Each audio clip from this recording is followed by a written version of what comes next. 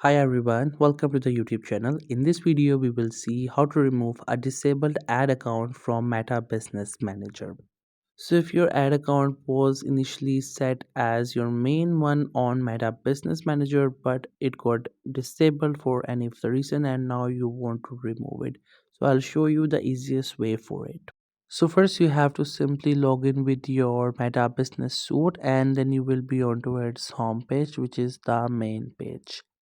Now you have to go to ads manager. For that, click on this option, and after that you can click onto any one of these options. You will be just simply go to the ad account or the ads manager.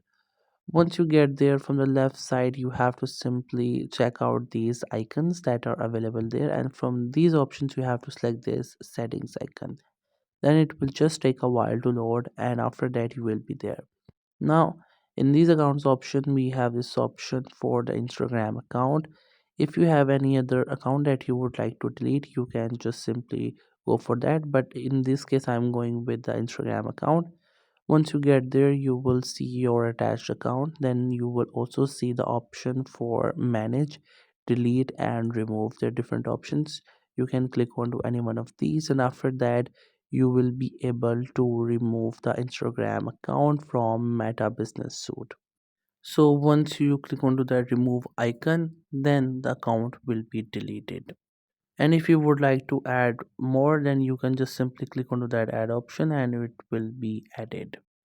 So that's how you can remove a disabled ad account from Meta Business Manager. I hope you found this video helpful and informative.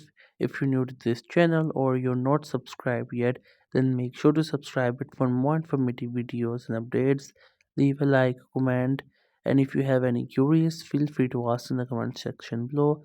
Thank you so much for watching the video till the very end.